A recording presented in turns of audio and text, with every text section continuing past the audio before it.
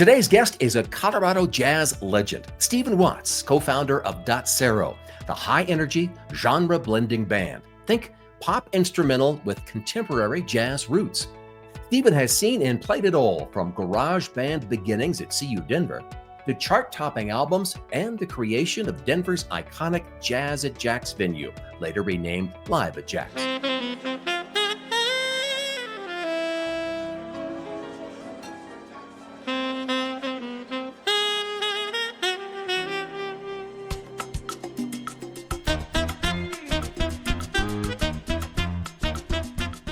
We're going to talk music, legacy, and how Dotsero helped shape the Colorado music scene. So let's get into it with Stephen Watts. And you're on top of that casino ballroom, and you're looking out, and the sea breeze is blowing it on your hair, and you're just looking at that crowd, and they're just into everything you do. You're going, yeah, this is the one. Thank you for joining us for this edition of Let's Find Out, a Arapahoe Libraries podcast. Hear from authors, experts, and opinion leaders to spark ideas, solve problems, and enrich your life. In Arapahoe Libraries, we turn every search for knowledge into a helpful adventure. Well, Stephen, Dotsero started as a garage band at CU Denver. Have you ever imagined it would evolve into this nationally charting jazz group?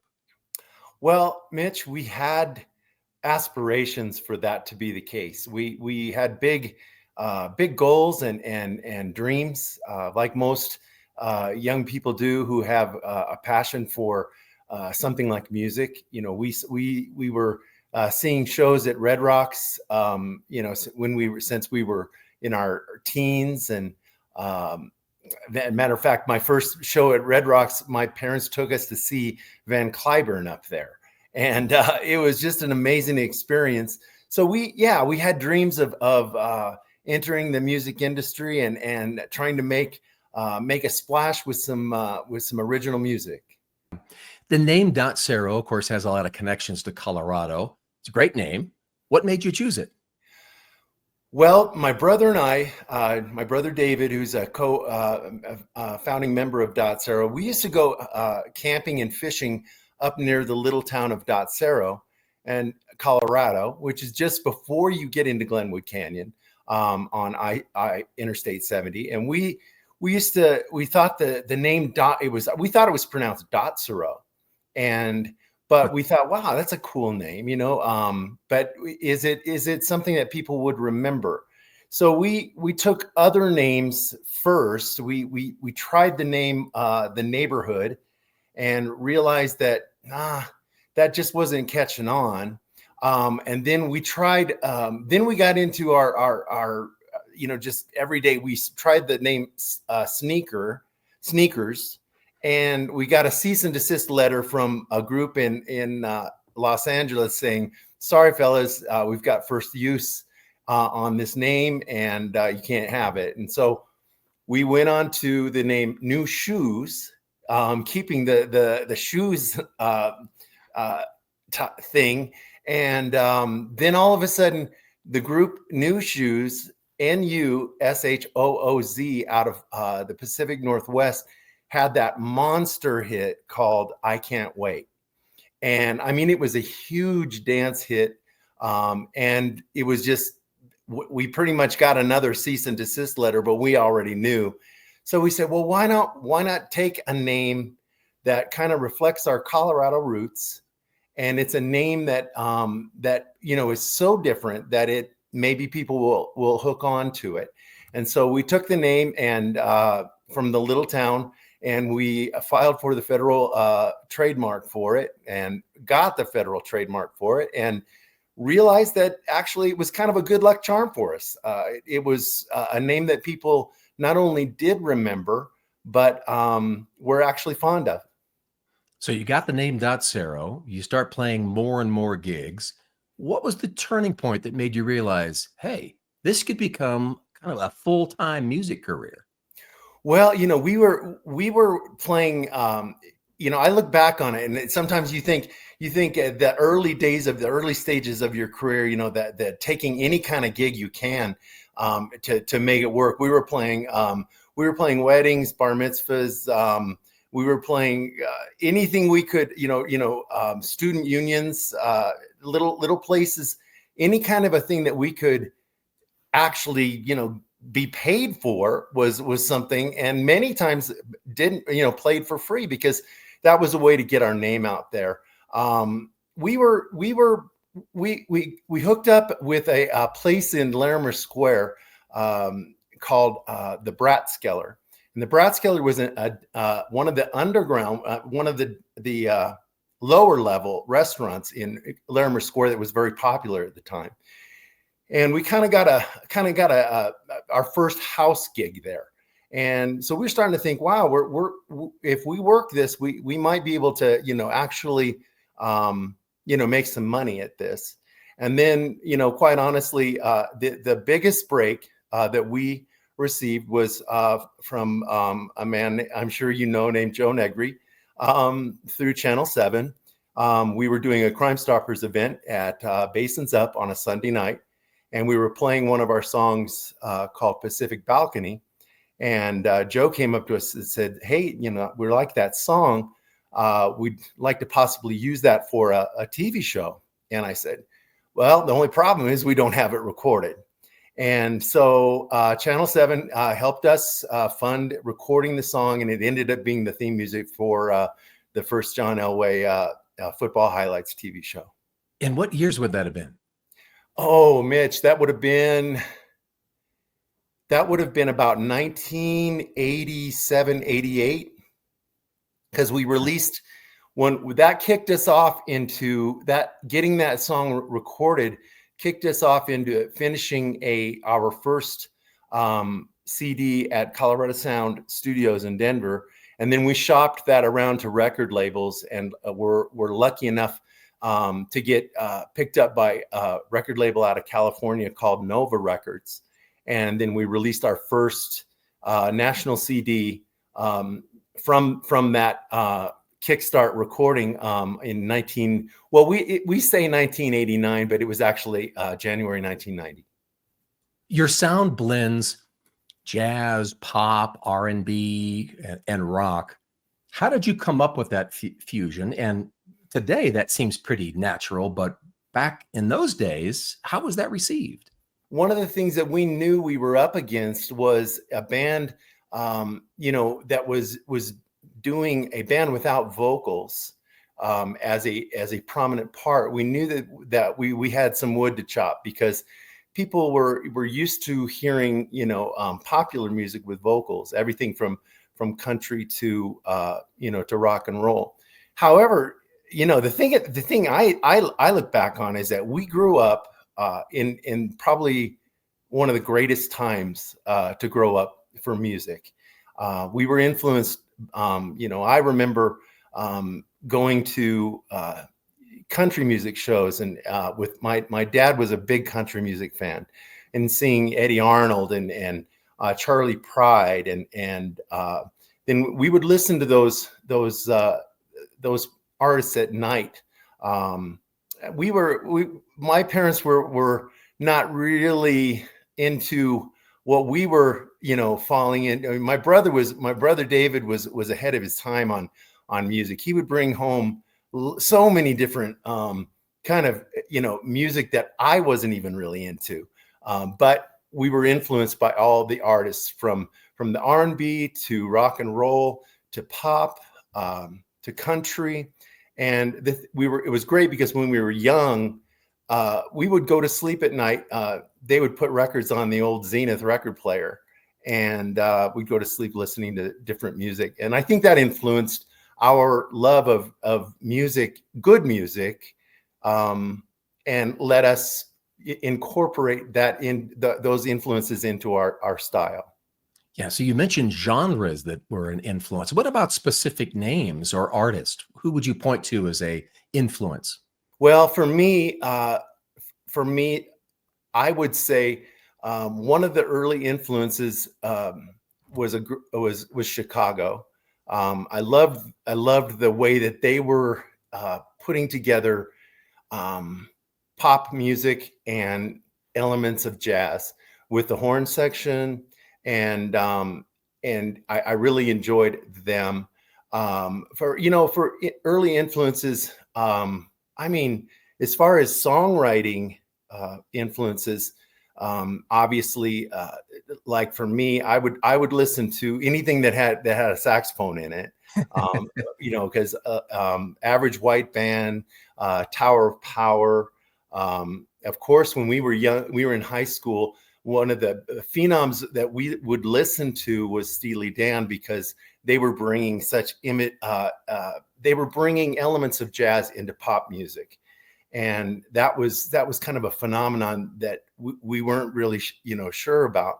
But then we would listen to everything from Commodores, Earth, Wind and Fire, Boston. My brother dragged me out to a Boston concert. Of course, I was a jazz snob, and I wasn't really into the rock and roll. He says, "Come on, you're gonna love the show." The groups that really influenced me as a personal musician were obviously my favorite saxophone player was David Sanborn.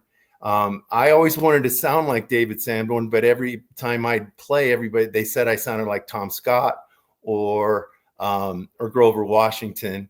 The Brecker brothers were a huge influence on what we would call back then as we called fusion. And Sure. to me, fusion was a cool name because it really kind of described what we were doing. We were taking all the elements that we've been influenced by and fusing them together to make this music. And there was other groups doing it, like the Crusaders, the Jazz Crusaders. Another influence that took jazz into the pop realm was George Benson. Just an amazing way of taking. How did he do that? And Grover Washington did it with Bill Withers, with Wine Light CD. And so it was a cool thing to take instrumental music and try to put it in front of people and see how they reacted to it. We didn't have a keyboard player back then, Mitch, and in the early days. And so what we kind of I remember us saying, okay, so we've got bass, guitar, drums, and sax. How are we going to market this? How are we going to make people? So we decided we were going to say, okay, we're the Van Halen of jazz. And so, and some people grabbed onto that, and it worked for a while. And then we realized we needed to fill out that sound with keyboards. So it evolved. The radio industry has changed a lot since those early days of success for Dotsero back in the 1980s. How have those changes impact how you create or even distribute music today? Oh, I can't begin to tell you. That's the changes are immense. I miss the days of the radio stations where the DJs knew their audience. They knew, and they were very instrumental in picking music.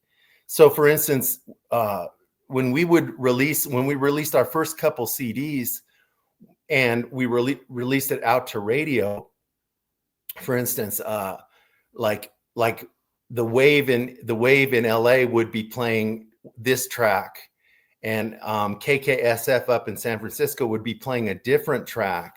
And then, way over in Florida, they'd picked another couple of tracks. So back when we started, Mitch, it was very album oriented. The idea of singles in instrumental music for us didn't exist. The disc jockeys played what they liked, and many of them knew their audiences, and we got to know them personally, and it was really cool. So I think I miss that personal element the most.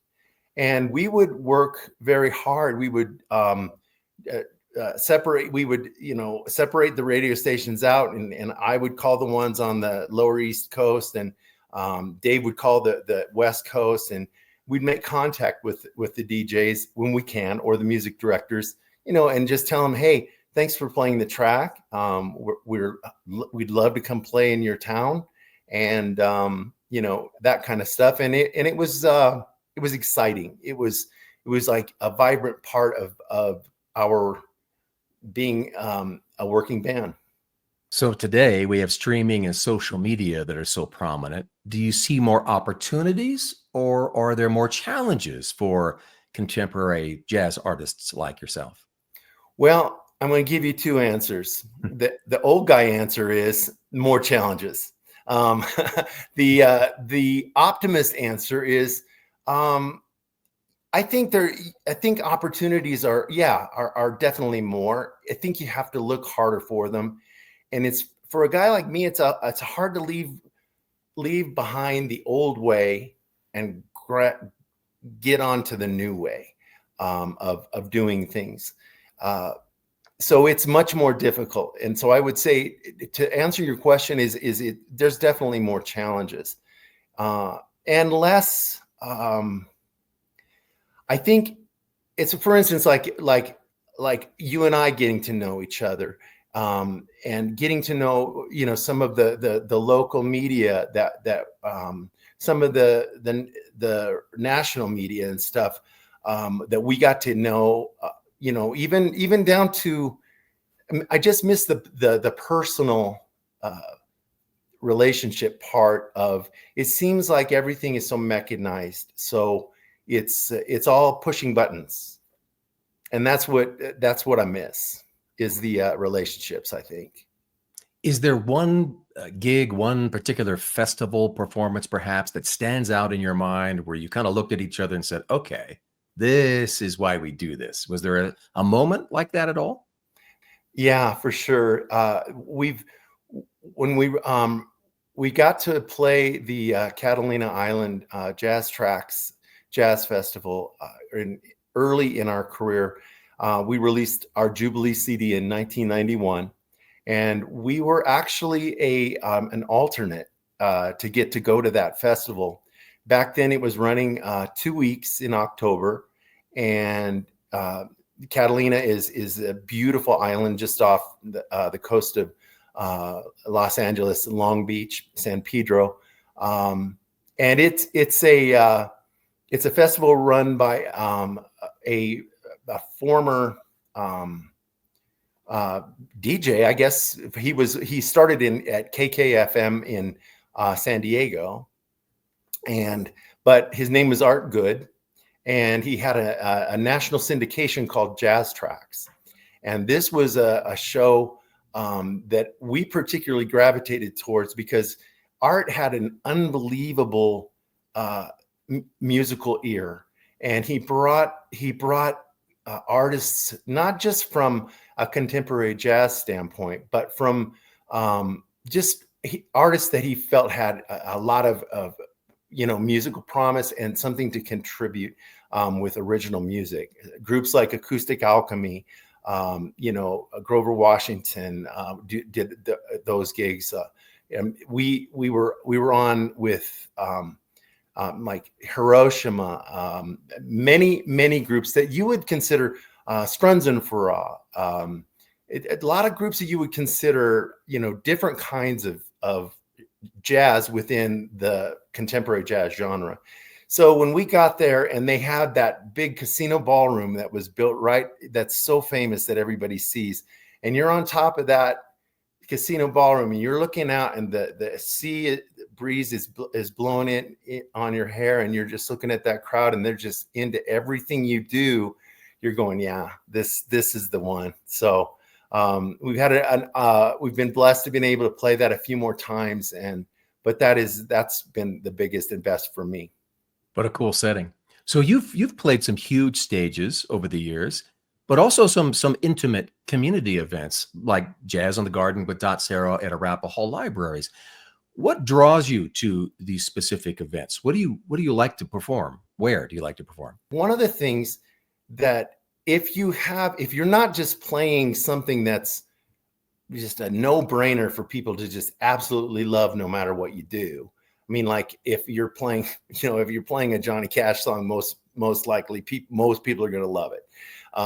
But for instance, like what we had to do is, like we were talking earlier, Mitch, we learned that it was imperative that we connect with our audience and connect with them either if it's a large audience or connect with them if it's a small audience, and let them know that that we're playing for them, and that we want to show them what we do and be interested in their reaction to what we do, whether they like it or not.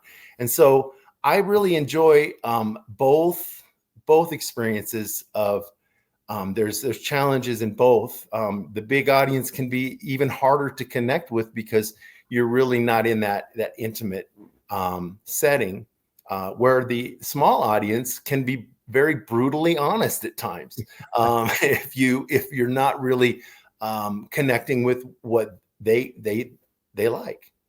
So I guess to answer your question is, I like both. I think I enjoy a smaller setting in the standpoint of when we had our own place called Jazz at Jack's. We were in the place where we were bringing in lots of different groups, from dance bands to original music bands to national groups coming through. Dotsero kind of had to reinvent themselves a little bit.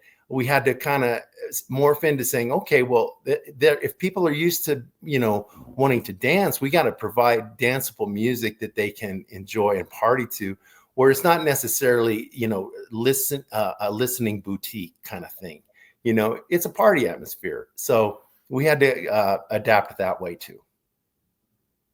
I wanted to ask you about Jazz at Jack's.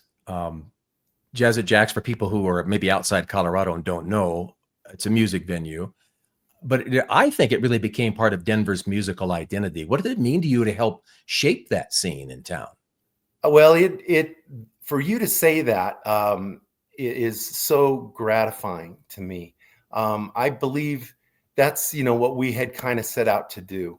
When we started it, we had all kinds of ideas of what it was going to look like and how it was going to be presented and how it was going to, but there were so many twists and turns in the road that we just had to follow those paths and find what worked.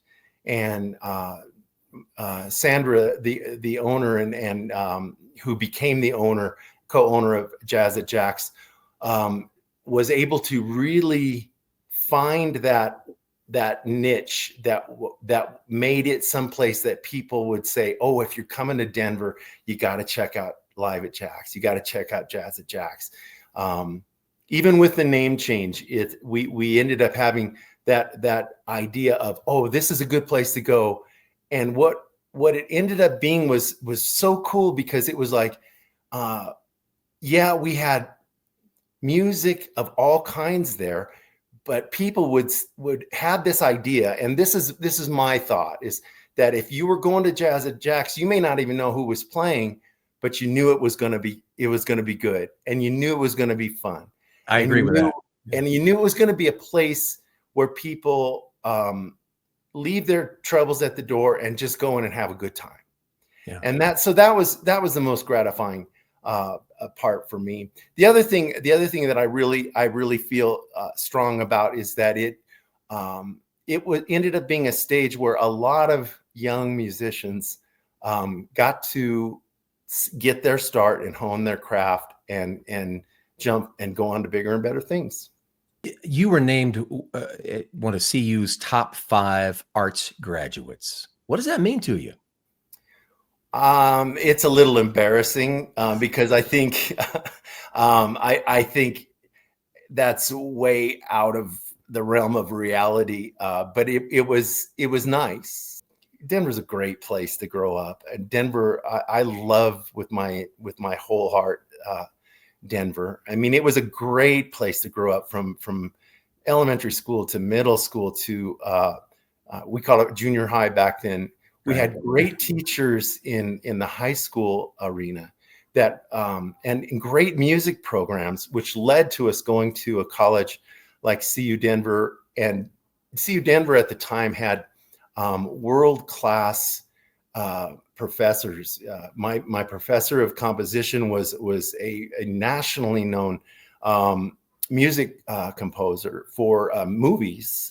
And, Walter Barr, Franz Roman, there were Bill Fowler, who wrote for Downbeat magazine.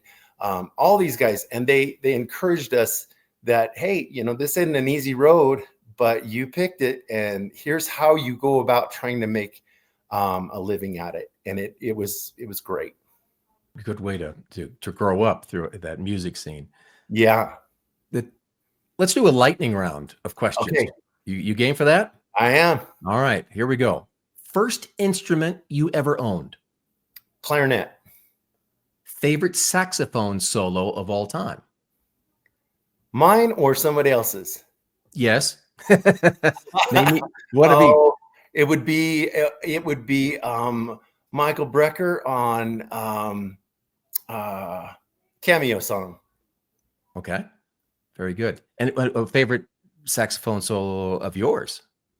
Sweetness Number 34 on our it's our Fresh Pants CD. You were stuck on a desert island. What album would you want to have with you? It would be Brecker Brothers Back to Back. Cool. All right, favorite Denver venue, maybe other than Jazz at Jack's? I would say Red Rocks. Yeah, that's pretty cool. Yeah, it's just so unique. Yeah. Is there an artist, and any genre here, is there an artist you would love to collaborate with? Yes, Bonnie Raitt. Bonnie Raitt. Interesting. Yeah. Okay. What's one non-musical hobby that keeps you sane? Reading my Bible. Best piece of advice you've ever received? Quit taking yourself so seriously. Is there a word, or maybe it's a full sentence or description that defines Dotsero? What would you say? One word. Yeah, it could be even more than one word. That's kind of tough. Fun.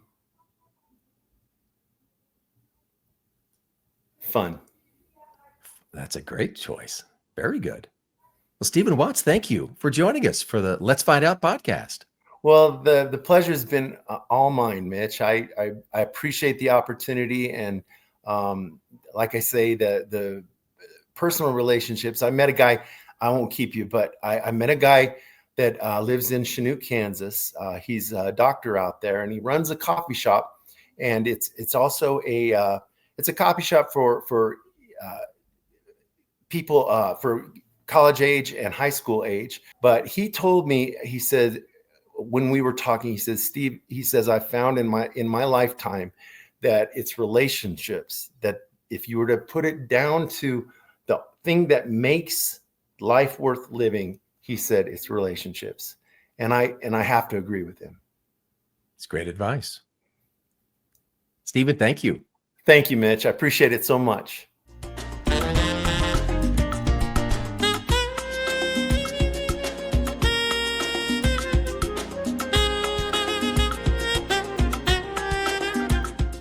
To learn more about Dotsero, visit dotseroband.com. That's DOTSERO, dotseroband.com. You heard Stephen talk about Jazz at Jack's. It was later renamed Live at Jack's. That venue is closed, but Live at Jack's still produces live music events across Colorado. Learn more at liveatjacks.com.